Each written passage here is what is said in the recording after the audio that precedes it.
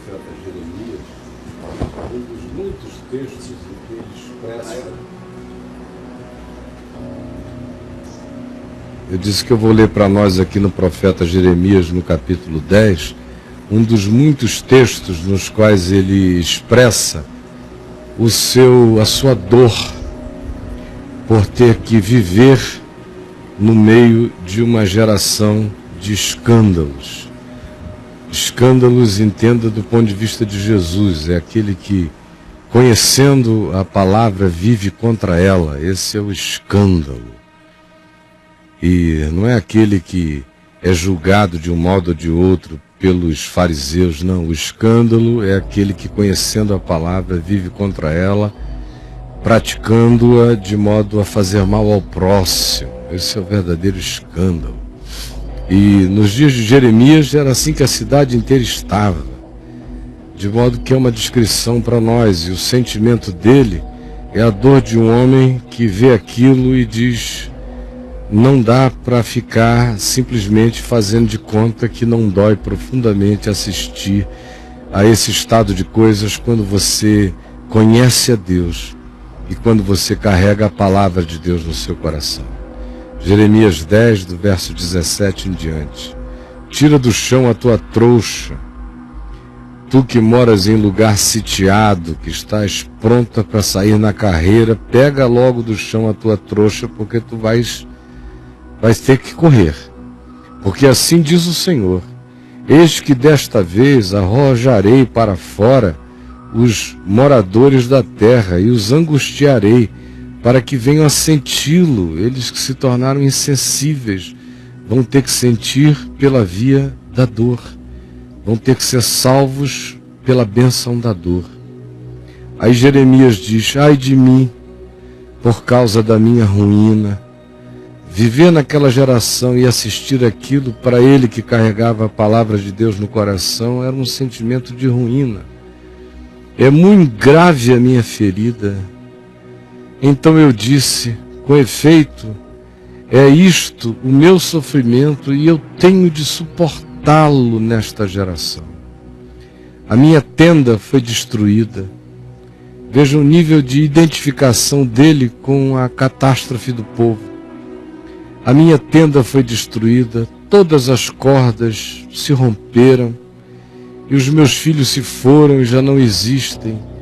Ninguém há que levante a minha tenda e lhe erga as lonas, o que é um clamor do profeta e um clamor de Deus misturado com o de Jeremias, querendo que o tabernáculo do convívio entre Deus e os homens fosse refeito. Aí prossegue Jeremias: porque os pastores se tornaram estúpidos e não buscaram ao Senhor. Por isso não prosperam, não na ganância das suas conquistas materiais, mas não prosperam no espírito, na paz, na pacificação, na experiência de Deus. E todos os seus rebanhos, os que os seguem, se acham assim dispersos. Eis aí um rumor. Eis que vem grande tumulto para fazer todo este povo uma assolação, uma morada de chacais. Eu sei, ó Senhor, que não cabe ao homem determinar o seu caminho, nem ao que caminha o dirigir os seus passos. Aí Jeremias diz, também nessa profunda identificação com a calamidade daquele povo ao qual ele denuncia e ao mesmo tempo ao qual ama: castiga-me, ó Senhor, mas em justa medida, não na tua ira, para que não me reduzas a nada. Derrama a tua indignação sobre aqueles que não te conhecem e sobre os que não invocam o teu nome, porque eles abusaram de Jacó. Jacó pecou contra ti, este povo pecou contra ti, mas estes outros abusaram da desgraça deles e devoraram-no e consumiram e assolaram a sua morada. Vejam um homem entre dois amores.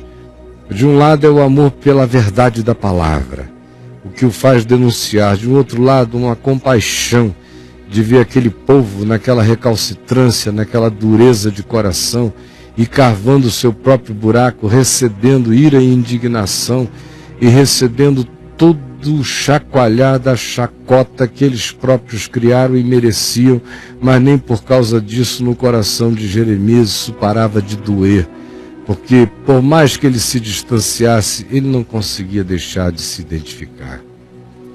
Aí veio a palavra a Jeremias da parte do Senhor dizendo: ouve as palavras desta aliança e fala aos homens, dize-lhes, assim diz o Senhor Deus de Israel.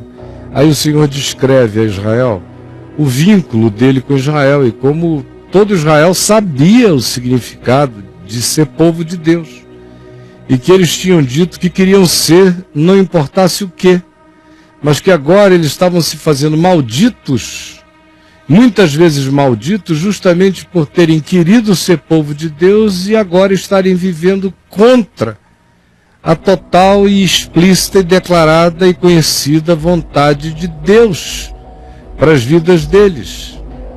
E o Senhor chama a essa história de uma conspiração de maldades que eles fizeram e que se recusaram a ouvir, diz o Senhor, as minhas palavras.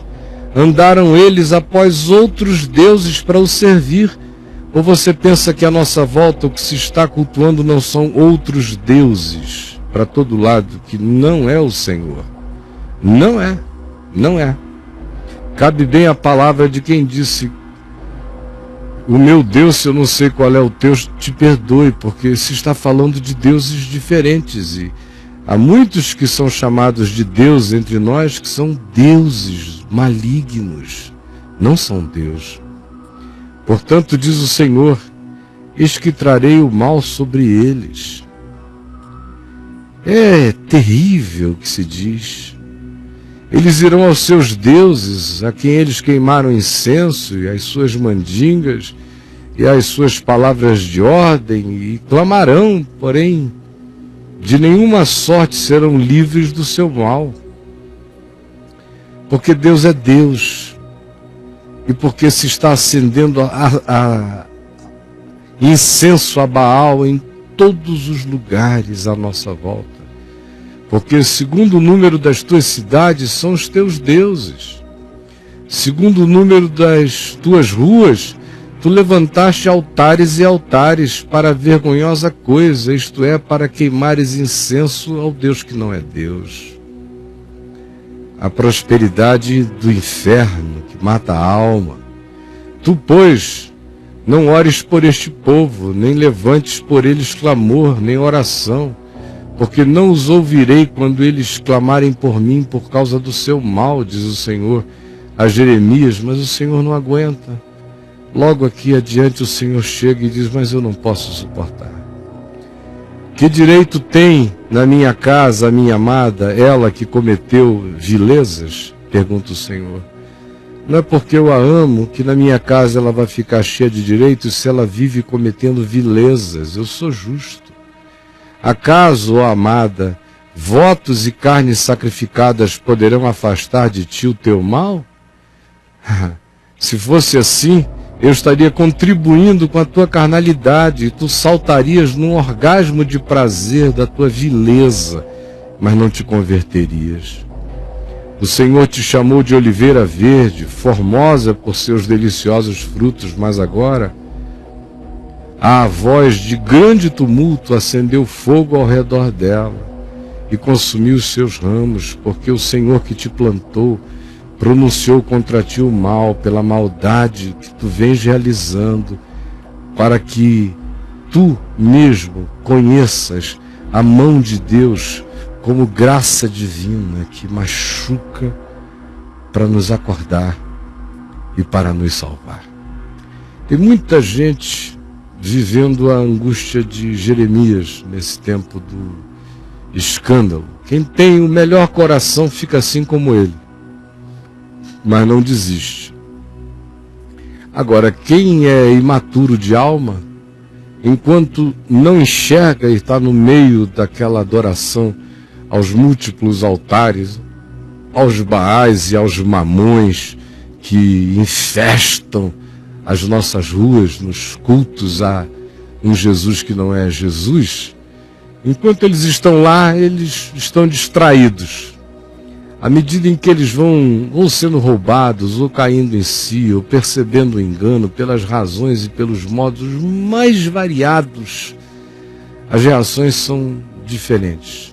Tem aqueles que ficam querendo estar lá de qualquer modo para ver se salvam aquilo de qualquer maneira, aí sofrem, até que saem mais amargurados ainda, aí perdem o caminho e ficam assim, soltos pela vida, carregando um sentimento estranho de uma certeza de verdade de um lado e de um outro lado uma estranha culpa de não ter aguentado ficar.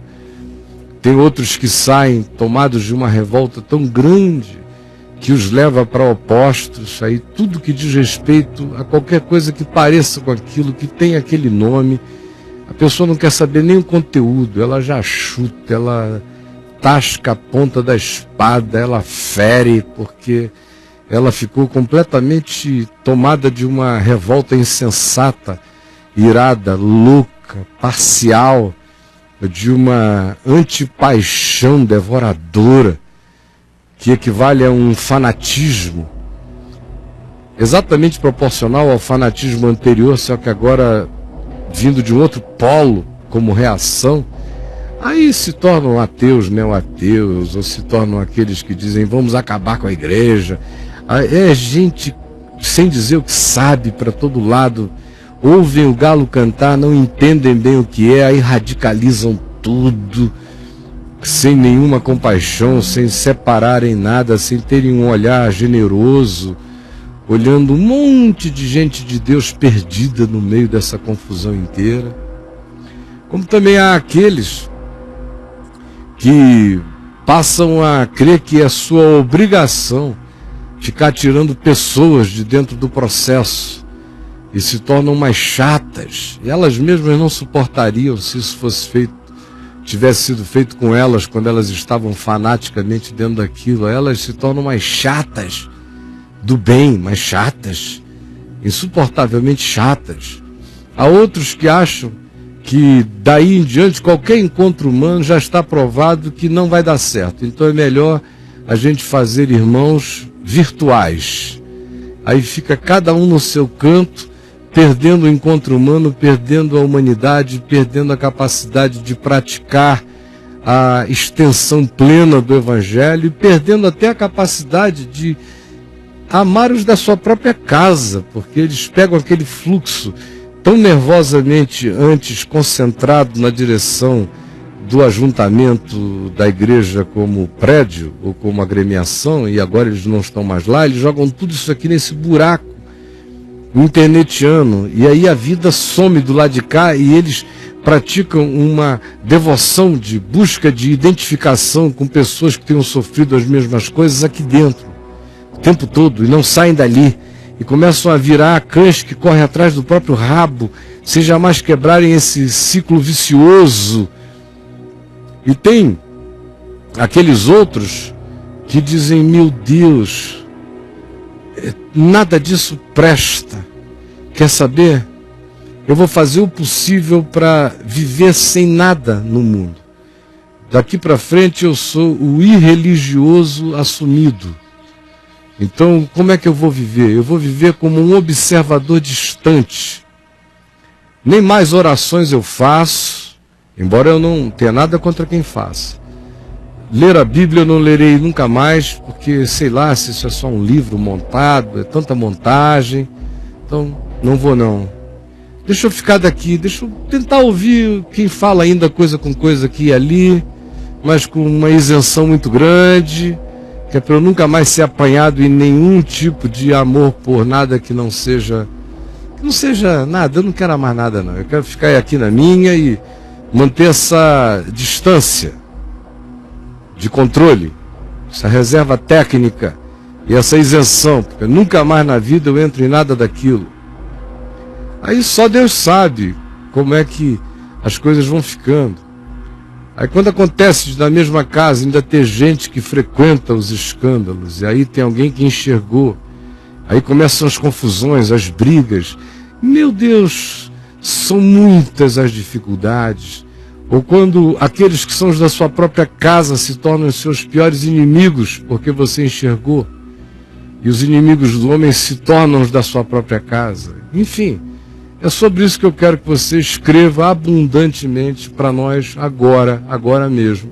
Eu vou lhe dar 6 minutos para escrever tudo que você precisa. E quando a gente voltar, nós vamos direto até o fim. Mas abra o seu coração, diga quem é você nessa história, em que ponto você está colocado, porque quem sabe, pela graça de Deus, você pode sair disso para uma atitude do Evangelho.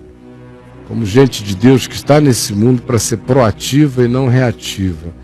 Porque Deus não nos deu espírito de covardia de nenhuma natureza, nem de amargura, nem de revolta, mas de poder, de amor e de moderação. E é esse espírito que nós vamos preservar em nós, para que o Evangelho não sofra derrota, jamais, no nosso coração. Lote o chat, eu volto com você em 6 minutos. Até já.